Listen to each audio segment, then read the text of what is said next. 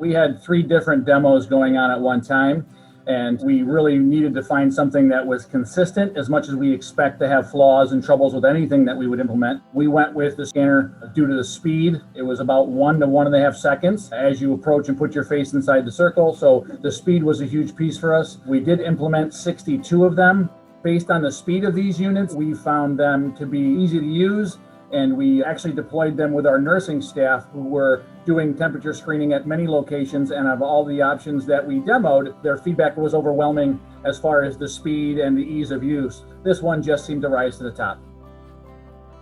What we found with these is on average, they're between 1 and 2 seconds. As long as everything is true and consistent, someone stands inside the identified circle on the screen, as long as they hold still, with any of the samples, we did note that glasses, bushy hair coming down over the eyes, and the face mask, if you've got your whole face covered, every unit had difficult variants of complications, but with this unit, it just seemed to be the most consistent and the most accurate, because what we did in our demo was we had staff and other occupants come in, we took their temperature with a handheld device, and then we also had them use the kiosk, and we compared the temperatures, and they were usually between 0.2 or 0.3 of a degree.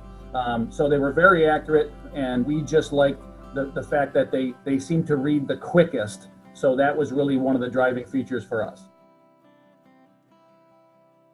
As of right now, they're at all of our identified entrances that staff and students will use when we come back to 100%, and we're looking forward to them helping us create an easy transition back into our buildings.